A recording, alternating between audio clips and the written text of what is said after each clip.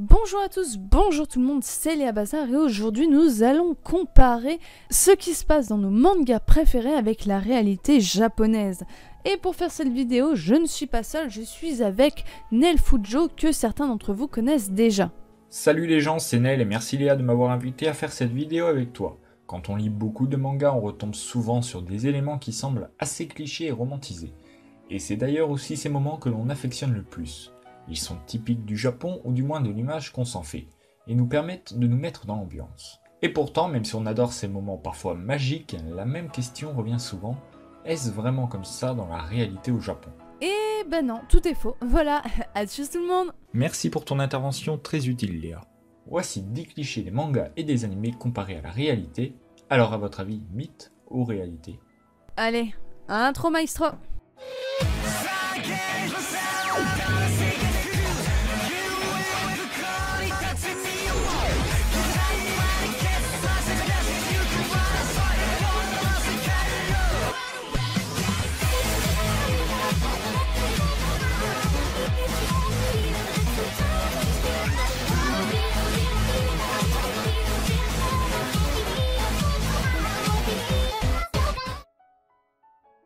La Saint-Valentin.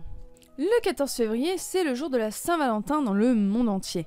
Et dans les mangas, les filles offrent des chocolats aux garçons. C'est souvent sujet de scènes très drôles et même parfois touchantes. Et c'est quelque chose qui est tout à fait véridique en vrai. Les lycéennes en offrent à leurs amoureux, ainsi qu'à leurs copains et à leurs copines.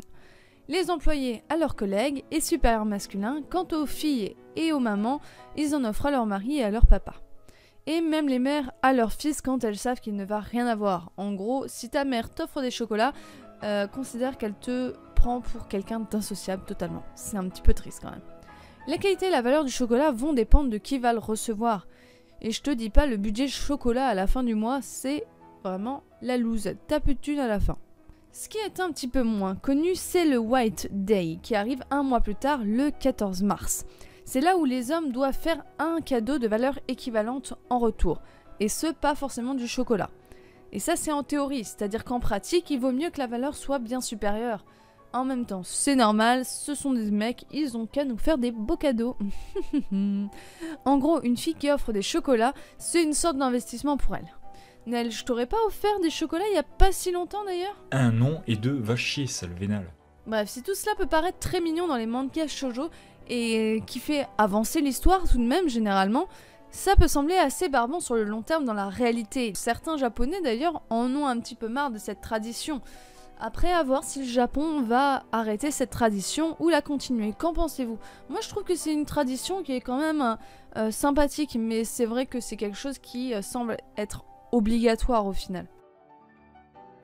Les festivals. Yukata, stand de bouffe et feux d'artifice, les festivals de l'été au Japon sont toujours les incontournables de la saison pour les mangas et les animés. Le nouvel an, Setsubun, la fête des enfants, Golden Week, de nombreuses fêtes japonaises ponctuent et temporisent les histoires, et pour l'été, c'est le festival d'Obon, la fête des fantômes qui prédomine. Les clichés vus dans les mangas et les animés sont tout à fait réalistes, les stands de nourriture bien garnis, les feux d'artifice et les jeux traditionnels, bref, autant de choses merveilleusement bien représentées dans les animés et qui prennent bel et bien racine dans la réalité. Le vis-à-vis à 2 mètres. Les héros de manga ont souvent un ami ou une amie d'enfance qui habite juste à côté de chez eux. Même que de temps en temps, la fenêtre de sa chambre est tellement proche de celle du héros que l'un et l'autre peuvent se rendre visite en passant d'une maison ou d'un appartement à l'autre directement par le biais d'une échelle ou en sautant de balcon en balcon. Serait-ce un cliché irréel qui facilite la vie des scénaristes ?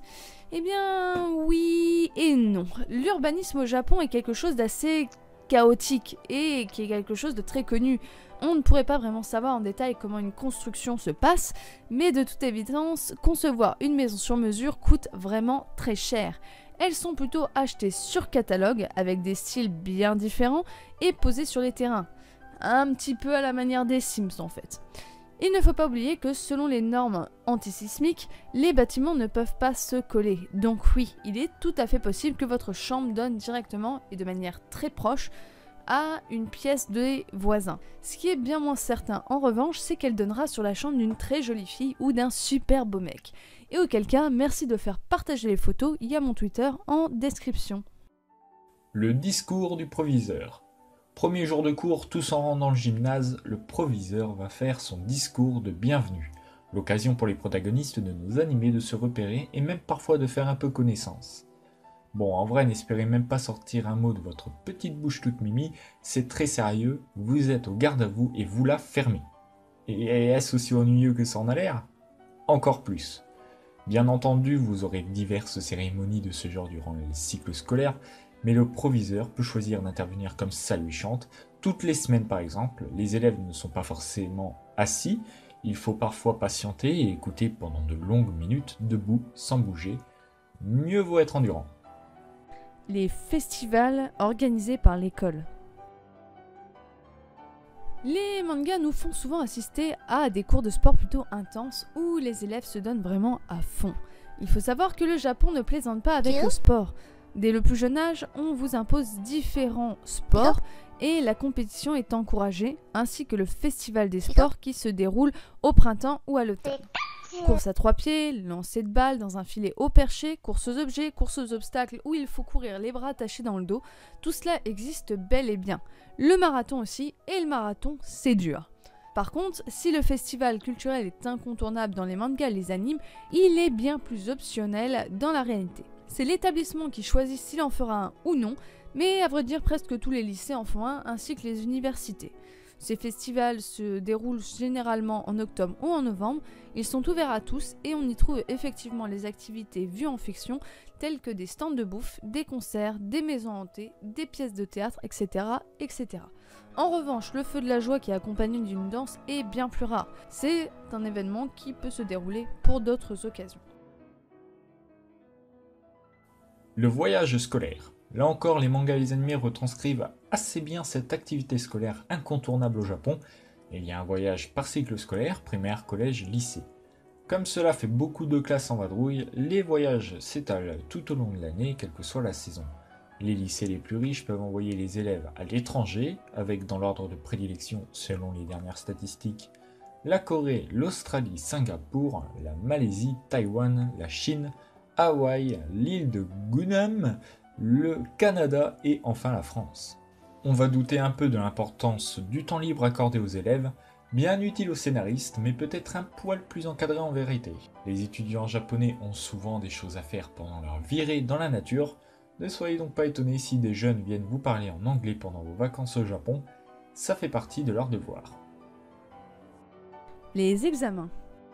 Le sport, le voyage scolaire, c'est bien sympathique, mais la plupart du temps, il faut travailler quand même. Pour tout manga ou animé se déroulant dans un milieu scolaire, l'arrivée des examens signifie souvent la fin de l'histoire. Le bachotage est, comme en France, une réalité, mais la pression commence vraiment dès le collège avec 2 examens globaux par trimestre. Ce sont 3 ou 4 jours d'examen avec 2 ou 3 tests par jour, avec évidemment l'avantage de partir plus tôt ces jours-là. Les résultats sont affichés publiquement dans l'établissement pour un peu plus de compétitivité entre élèves. Au vu de leur méthode d'examen, c'est pas étonnant qu'ils soient si bien classés dans les résultats par rapport à la France. Ce qui n'est en revanche pas ou très peu possible, ce sont les situations de manga où un élève est particulièrement mauvais dans la même classe qu'un surdoué. Vu les concours d'entrée des écoles, tous les élèves d'un même lycée ou collège sont à peu près du même niveau. À moins qu'un élève doué ait choisi un mauvais lycée pour diverses raisons, comme le fait qu'il soit plus proche de chez lui par exemple, ce genre de situation ne peut pas vraiment arriver. Les comités d'élèves. En France, on élit des délégués de classe et on les oublie aussitôt. Qu'en est-il du fameux comité des élèves tout-puissant dans les mangas et les animés? Eh bien, c'est presque pareil. Il faut savoir que c'est obligatoire d'avoir un candidat par classe au Japon. Si personne ne se porte volontaire, quelqu'un est désigné par les autres. Il faut alors qu'il organise sa campagne, son programme, et qu'il fasse des discours jusqu'au vote final. Ce n'est pas rare qu'un ou qu'une élève qui ne voulait pas particulièrement participer se prenne au jeu une fois dans le processus. Cependant, n'allez pas imaginer le comité d'élèves faire régner la terreur dans l'établissement par la suite. Une fois élus, plus personne ne se préoccupe vraiment de ce qu'ils font. Les accès au toit. Dans de nombreux animes, les élèves ont un accès libre au toit de leurs écoles. Un endroit souvent parfait pour nos personnages solitaires qui aiment déjeuner seuls et admirer la vue. Sauf que dans la réalité, il va être bien compliqué pour nos amis les Japonais de monter sur le toit de leur lycée. Tout comme en France, les toits ne sont pas accessibles, ils sont fermés et interdits aux élèves. C'est simplement pas aménagé et très dangereux. Alors oublions tout de suite nos rêves d'aller déjeuner sur le toit de l'école, c'est quasiment impossible. Les élèves qui vivent seuls. Oui, il arrive souvent que notre protagoniste ait son petit chez lui et qu'il vive seul à proximité de son école. C'est quand même vachement plus pratique pour le scénario et ainsi pour faire avancer l'histoire et les relations amicales ou plus de nos personnages. Pas de parents pour l'empêcher de voir ses amis, et cela pour X raisons, parents morts qui habitent trop loin de l'école, qui travaillent à l'étranger, etc.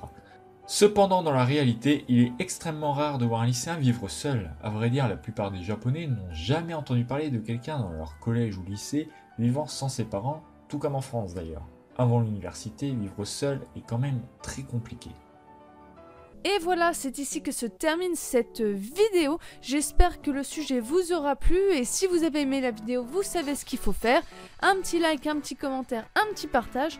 Merci à Nel d'être venu sur la chaîne. N'hésitez pas à aller voir ce qu'il fait, c'est très sympa. Et sur ce, je vous laisse. Encore merci et à tous tout le monde.